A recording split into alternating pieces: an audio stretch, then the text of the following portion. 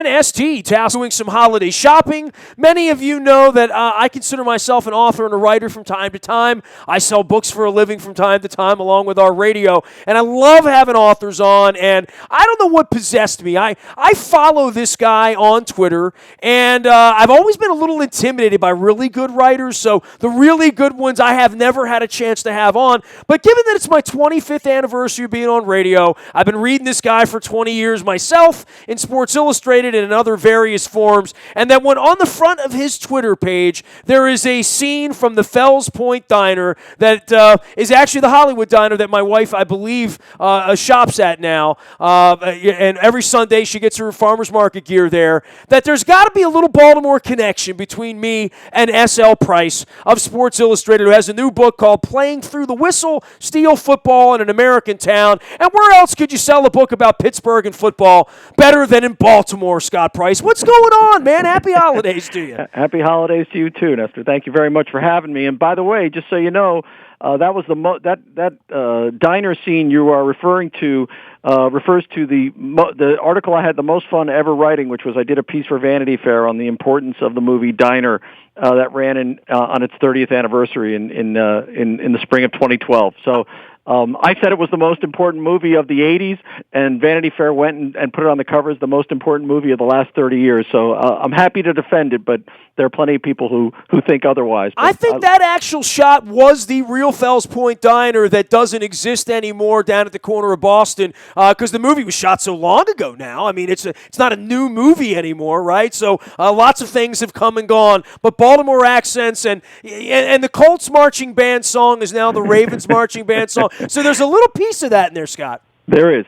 And Baltimore is a special town. I live in D.C., but I have great friends there, and I love going there. It's the best place. You know, you write books, and I think the reason I reached to you is the Fidel thing with the Cuban thing, with Maya Angelou's thing, and of course I was in Cuba in '99 when the Orioles went. Right. The journalism thing, and the new incoming president thing, and the outgoing president thing, and I reached to you over the Fidel thing, but then you said I got a new book too. So book to book, let's just do this. I've written a couple of books, and they've been callings to me. There was something that I could not write what I wrote, and Absolutely. I think if you're a writer, that's kind of the way it rolls. And, it's kind of like my wife says, we didn't find the cat found us. Right. Well, I mean, I my first book, which was it came out in 2000, was Pitching Around Fidel, which is about sports in Cuba. And I have to tell you, I had exactly that response. Basically, I thought if I don't write this book and I see someone else has written it, I'm going to put a bullet in my head. I have got to write this book. I know it's a book. It's a calling, right? It's a calling. I don't know what else to call it, right? Yeah, and it's a little bit insane because I mean, I'm in the basement and chipping away at this. My friends call me the stonemason. My family calls me the stonemason because I'm just chipping. And I did this book on my recent one, Playing Through the Whistle, is about Aliquippa, Pennsylvania, and I can't tell you. I wander through the house saying, who's from Aliquippa? Who's from? And it's really annoying to your family, but it's something you got to get out of your system, and it's a beautiful thing, and it's a horrible thing at the same time because you're obsessed by it. And you're taken with it, and you just got to get it. You got to process it, and you got to get it through. And luckily, someone was willing to publish it and pay for it and edit it and put it out. So I couldn't be luckier. Well, and in this case, let's start with Aliquippa, and we'll go backward. Let's Sure. talk about the new book, and I know you're going to be up here signing books on December 14th at Bird in Hand over 33rd Street by Hopkins, and there are a lot of places, I mean, San Pedro de Macorís, right, in the Dominican, that have sort of flowered sport in some ways. There are countries that have famous, I mean, the swim thing in Baltimore is a little uncanny at this point right now with, Phelps all the way down the tree for 30 years. These things don't happen by accident. It usually happens because of culture, passion, teaching, education, and just a devotion to whatever cultivates that sort of a thing where one area would be more fertile than others in one particular area of any vocation, right? No, and you're absolutely right about that. I mean, look, I've seen, I've covered cricket in Pakistan, and that's been one of the more That's why I love you. That's why I love you. Insanely passionate things. Kids playing cricket, blind cricket, in the middle of the street, in the medians between, and same with baseball in Cuba or basketball in Indiana, or I mean, there are places that. Where a certain sport is part of the culture, and not only does it inform the culture, but it defines the culture and bends it in many ways. And it starts usually with one man. In Aliquippa, it started with Mike Ditka. I mean, he was the one who really set the template for what an Aliquippa player is, and since then, Ty Law, Darrell Revis. Pete Maravich is from there. Henry Mancini. It's a strange and long group of not just football players, but very accomplished Americans. But football is the throw line. And look, this is a town that the day that my book was published. This is a town that has suffered greatly with the closing of the steel mill. Crack and crime have taken over and did take over in the 30 years since. The day my book was published, on October 4th, 2 members of the football team were arrested for murder. I mean, it is a tough place, and yet, even though they bumped up in class, they went from a 1A school playing 2A level football, they moved up to 3A, still being a 1A level school, and played in the championship game this year. So, I mean, the accomplishments are still going on. They're still winning titles, and they're still sending kids to D1 schools, and there's only 36 boys in the ssenior class. Scott, man, look, I love your writing. What made this different from being a 12 to 14 page, what my old pal John Eisenberg, we'd say a takeout, right? And, the back sports section of a Sunday or a magazine style thing that you're so famous for. When does something that could be a brochure turn into something that's a book in your mind? Because you haven't written a lot of books, and, I'll tell you, being a guy that's written a couple myself, it's a very solitary thing, especially for a real type A outgo, you know what I mean? Like, there's a lot of solitude in writing a book, and yet this was a calling to you. What turned it for you on this story? That's a great question, because, I mean, I've only had 2 stories in my 22 years at SI that I finished and felt, I didn't really tell the whole story, and this was one of the 2. Both of them turned into books, and this one was simply, I went up to Aliquippa in the fall of 2010 and wrote a straightforward story just about a high school football program that was enduring and triumphing in spite of the incredible tough times, like I said, in the wake of the demise of the steel mill there. But as I went through it, and like I said, I named some of the people who had been there, I kept finding this town, which was 27,000 people at its peak. It's 9,500 people now. In many ways, it's Baltimore writ small. I mean, steel was obviously the center and the lifeblood of it. How far from Pittsburgh is Aliquippa? I don't have Google in front of me. 25 miles downriver on the Ohio River. And so it's too far away to sort of benefit from the Pittsburgh recovery and the miracle there. But meanwhile, not only was, it's a place where America kept happening over and over again in its history, even though it was a small, tiny town. I mean, this was a hub of a draw for the great migration of blacks from the South, a draw for the immigrants coming in through Ellis Island. Every town has had racial problems, but Aliquippa had race riots. Every town has had drug problems, but Aliquippa had a crack ring run by Tony Dorsett's nephew. Labor and management have always had problems, and labor wars were endemic throughout the United States in the 20s and 30s. But Aliquippa was known as Little Siberia, Little Hell, because the management at the J&L Mill was so tough with the de facto police force cracking down on the town. And then the Wagner Act, which is sort of the foundation stone of legal foundation stone for unionism in America, labor unions, was the test case for the Supreme Court was the Aliquippa 10. So over and over, you had America happening in this place. 3-4 presidents visited. Bill Clinton just visited during this most recent election. It's emblematic. There are a lot of great football towns in Western PA that have produced 1 or 2 players, but none have produced 4 or 5 Hall of Fame caliber players, plus Pete Maravich, plus Henry Mancini, plus a Surgeon General fired by Nixon because of his opposition to tobacco, plus the first black president of the NCAA, Madonna's father. I mean, it just goes on. And this is a tiny town, and there's this weird chemistry, alchemy at work there that has produced greatness generation after generation in spite of all the hardship. He is S.L. Price. The book is Playing Through the Whistle, Steel, Football, and an American Town. He is down in D.C., but has been writing great stuff for Sports Illustrated as someone who's oftentimes tried to emulate him and failed miserably. I can tell you, it's tough to write at that level. And you can follow him as well out on Twitter at @SL_Price. And, of course, the Fidel Castro story comes and bubbles and surfaces in a week when Colin Kaepernick gets into it with Armando Salguero. I had Armando on the program because the Dolphins were coming here. How these stories get told in our culture, how they're told the right way is in writing. And I went to Cuba in '99, and I'll just tell you this. A dear friend of mine and I went together on the media contingent with the Orioles to take on the Cuban team. And this is during the era of El Duque and all the other craziness that's going on at that point. And, Peter Angelo stands next to Fidel Castro. Bud Selig stood next to Fidel Castro. I can't really find a whole lot of pictures of any other Americans that have ever stood next to Fidel Castro.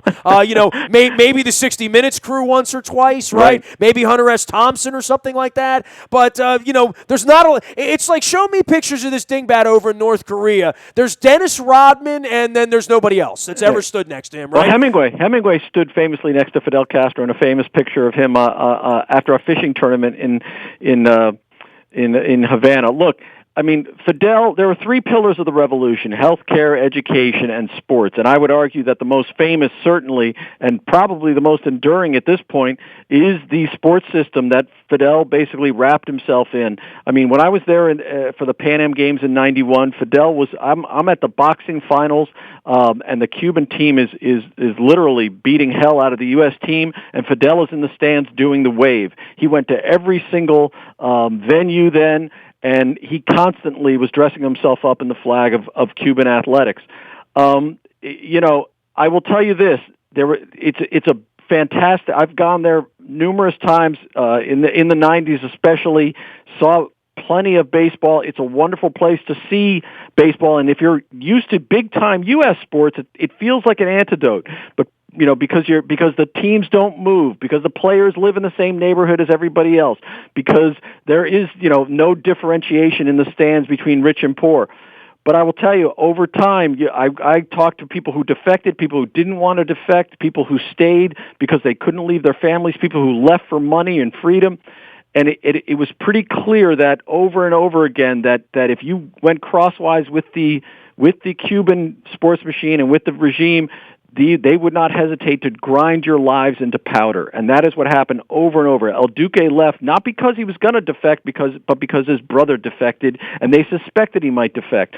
I interviewed a boxer down there, Hector Venant, two-time gold medal winning boxer, who was two of his friends defected, and therefore they thought, well, he's going to defect too. And then they forced him to go on the street and eventually try and defect because basically they made his life so miserable. So it was a very random, it was a very arbitrary system in many ways, and there is no question that unlike the Chinese system with just so many people, there's only 11 million people in Cuba, and the Committees for the Defense of the Revolution, the people on the street corners, there was neighborhood spying. It's a very tough place for people who want to make a living in sports and just want to be free, and there's no question about it. Well, and you've chronicled it. So many writers have tried to, and now that Fidel is gone and the gates have opened and I can get on a Southwest Airlines flight and fly down there next month, and I do have a flight, and I'm questioning as to whether I really want to be there on the weekend of the inauguration in January, and I'm trying to think that through, quite frankly. But, I went down in '99, and I saw a different kind of place than I was told I was going to find. Mm-hmm. I'll say that. I mean, the propaganda we got on this side of the water was different than what I saw there. Oh, there's no question. Look, and many people, including baseball players, who, by the way, would tell me Fidel's got to go. This is in the 90s. But we don't want somebody to come back from Miami after being gone for 40 years and kick us out of the house. That ain't going to happen either. I mean, it was a very gray area. It's very easy. I lived in Miami, and I was going back and forth between Cuba, and boy, it was a black and white world. You basically felt, people who left who left Cuba were treated as heroes. People who left Havana were treated as traitors in Cuba and as heroes in Miami, and there was really no gray area in between. But you go down there and you talk to the people down there. There are many things about the revolution they do like. There are many things about the safety. There are many things about being able to health care. On the other hand, the dissatisfaction was endemic also, and many people who even liked Fidel thought, you know what, this has got to change now. It's run its course. But we don't like the idea of the Americans coming in and bullying us around. So it was a very complex and frankly human. Far more human than either caricature on either side of the Florida Straits wanted to paint it. And 20 years later, not a whole lot's changed, right? I mean, you can go down there and hang out and do your thing, but, we have an incoming administration now that may harbor different feelings about that and have different powers about that. I don't know how you shut that down, but just the stories that came out on the back end, from a journalism standpoint, it's what we do, Scott. It was kind of sickening to realize that even Castro could die and be hailed a hero. I'm often asked many times here when Angelos dies, what's going to be said about him? I'm like, they're going to treat him like a hero. That's the way everyone gets treated when they die, I guess. And when Castro dies, most of the American news outlets did not lead with what happened. They led with, well, he tried hard with the education system, and, he was kind of hard-nosed, and, not that he was a murderer, which he was, right? Well, not only that, but especially in the early days of the revolution, but I mean the human rights violations and any kind of, go on to this day, any kind of political dissent is absolutely ground beneath a boot heel. There's no question about it. And it's not, there's nothing comical about it. I mean, you look at Seinfeld or some shows and they sort of paint Fidel as a semi-comic figure. If you're not Cuban, if you can step outside that and think, oh well, he's got a uniform and a beard and he's smoking and he's making these long speeches, but he loves baseball. But you know what? It was incredibly tough on so many of the people down there who I dealt with and became friends with, and even those who supported the regime. Could find their lives completely turned upside down by the arbitrary nature of it. It wasn't a democracy, and it should have been, because I will tell you this more than anything else, absolutely the smartest people I've ever dealt with on the street were Cubans in Havana. These people were incredibly educated and driven and ambitious, and they had nowhere to go because the system was bankrupt. Let's not forget that the revolution was propped up. Castro's revolution was propped up by the Soviet Union, money from the Soviet Union, and then after that went down by oil from Venezuela. It was not a self-sustaining system, and eventually it's going to fall and crumble of its own weight, especially with the growth of social media. Now, you're talking about my people now, the Venezuelans. They're bringing Chavez into this now, are we? S.L. Price, author from Sports Illustrated, author of the book Playing Through the Whistle, Steel Football, and An American Town. But I don't let you forget that he also wrote a book called Pitching Around Fidel, A Journey into the Heart of Cuban Sports as well. They're all available on the internet, and at Buy S.L. Price is the best way to find him out on Twitter. He'll be in Baltimore at Bird in Hand over on 33rd Street on the 14th of December, signing some copies of any books that you put in front of him, I'm sure, at this point. Last thing on this for you, on the Cuba side, I can't help but think of Joe Cubas, right, and these agents who were working to get these guys to Mexico or Nicaragua or Belize or wherever in the world, Houston, wherever they could get them to come. But this was for the athletes who were probably treated way better, ate better, better, fed better, had better families being at Fidel's side, and guys like Omar Linares, who I saw play down there, who never had a chance to come to this side, but would have been George Brett or Brooks Robinson on this side of the fence, in the same way that El Duque and so many of the Cuban players came over and made a living. And the greatest example would be my last name, Scott, and my cousin's plaque in the Hall of Fame in Cooperstown. If my cousin were Venezuelan, he wouldn't have gotten off the island, ahead of time, and would have been subjected to all of that in the '60s, right? I spent a lot of time with El Duque's Lázaro Valle, who was El Duque's basic. He was the guy left behind, the great left behind. He was a pitcher who was El Duque quality in many ways. A lot of people thought he was even a better pitcher than El Duque, but he chose to stay for many different reasons. But the biggest reason was his family. I mean, this guy talked trash about the regime to me, and was incredibly outspoken. But he said, I just cannot leave my family and my way of life behind. I love it here, and I don't want to be cut off from it.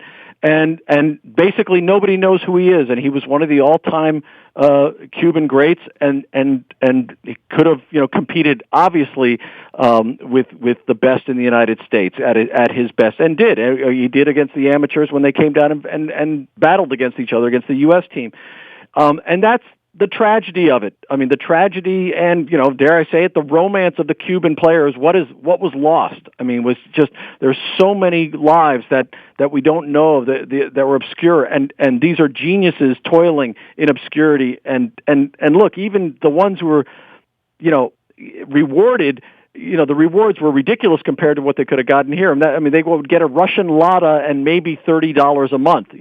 So it wasn't exactly like they were rolling in riches. They maybe got a house, and of course they were allowed to travel overseas. That was the big perk.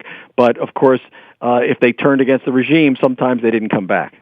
He is S.L. Price. Playing Through the Whistle, Steel Football in an American Town is the new book, and I would highly encourage you, if you were at all interested in the Cuban sport baseball experience, pitching around Fidel, a journey into the heart of Cuban sports as well. Last thing for you, Scott. I wrote a book 3 years ago when the Ravens won the Super Bowl, and I've been pretty candid about this. I went down to a Ravens fan event in Ocean City that they have every June. It's a fan parade, and I got my book out for Father's Day because it was June. You write books for a living. You know what that's all about. And right. I had promised that the book would be done. It has some typos in it at the editing level because I thought I was going to reprint it to a second level, and I just wanted to get it into people's hands for Father's Day because that was the promise. And I went to work for 100 days in putting this book together, and I get down to Ocean City, and there are 2,500 Raven fans around a pool, around the beach, drinking beer, tailgating, whatever. I can't begin to tell you how incredibly discouraged I was to have people come up, look at the book, think it was too fat, not that it was too much money, not that $20 was it, but that it didn't have any pictures in it. Yeah. And they said to me, and this was recurring, okay, this isn't one person, this was almost everyone. Yep. I don't read no books no more, and I don't, it's got too many of them words in it, and I don't read books. And now we've just elected a president, and believe me, I don't go on political rants around here, but because I just don't. I don't have time for it. There's not enough. If I want to create enemies, all I got to do is urinate on the Orioles and Angelos, and I can fight with people on Twitter all night. I don't need to find new people to fight with on Twitter. Right. That's why I don't take phone calls. But we've now elected a man who famously doesn't read books and didn't even write his own book, and doesn't have an email address, kind of like Bud Selig. And I just wonder, where are we going here, I guess is what I'm saying, in some fit of, pre-inauguration depression. No, I hear you. I'll take it a little bit wider for you. I think we are on the cusp. We're looking at the beginning of the end of the Gutenberg culture, which is book culture for the last 500 years. Being literate. We're entering an illiterate, truly an illiterate, where writing and reading won't matter anymore, right? Well, what's replacing it is visual. The spoken word. There's no question about it. It's people want to watch TV, want to see movies, and reading is hard. It's absolutely rewarding. There's no question about it. But we are being trained by our televisions to disdain and dismiss reading and by the way, it takes work on the part of the reader to do that. You're active, whether or not you're just sitting there, you're active, your imagination is engaged. When you're watching TV, it's doing all the work for you. And as a result, look, I love television as much as anybody. I love watching it, but I love mixing it up. But the problem is that there's a reason that we're a little bit fat, and there's a reason that we're a little bit dumb these days. TV has done this to us. Well, if you want the Constitution and the Bill of Rights and the amendments in 60 seconds, I can't offer that for you. Right. And an interpretation of what it all means. Right. We need that in about 90 seconds. You get 90 seconds on the, I find that even when I do television, when people ask me to come on and be the guy that talks to them, I talk for a living. And I do segments with literate people for 20, 30 minutes at a time and wish that I had more time with you, quite frankly, and we could sit on a stage and sip coffee and talk about all sorts of things. I don't know that there's an audience for that, but I know it's the only way I learn things, right? Well, Nestor, not only that, but the problem now is I was on Hannity and Combs. The fact is that politics is now covered like sports. You have a panel of 7 people waiting before the event, talking about it endlessly, and picking apart who won and who lost. And then after the event happens, the debate or the appearance, then the 7 other people who are talking on a panel, just like a football game, about who won and who lost. The difference is that it's not sports. Policy is not made on a daily, minute-by-minute basis of winners and losers over 30 seconds. Policy is about the grinding affairs of life and compromise, not some black and white 13-year-old adolescent idea that there's a winner and loser for everything, and one person's cool and one isn't. The human experience is far grayer than that, but we've reduced it to black and white. And TV wants more conflict. They want fire. They want heat, not light, not illumination. They want sparks because that will stop you from turning the channel. And so the fact is that people have to understand what it is that television is doing to us, and take a far more active role in their own lives and in the life of our country.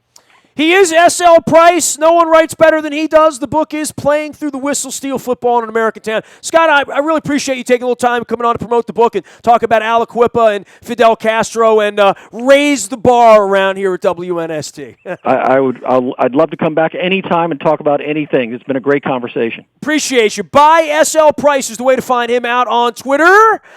He is a very available individual, as am I. Nasty at WNST.net finds me. Facebook, Twitter, LinkedIn, Snapchat, Instagram, anywhere short thoughts with no meaning are sold, including Facebook Live and our YouTube WNSTV channel. We are WNST.net, AM 1570 and WNST Towson, Baltimore, and we never stop talking Baltimore sports.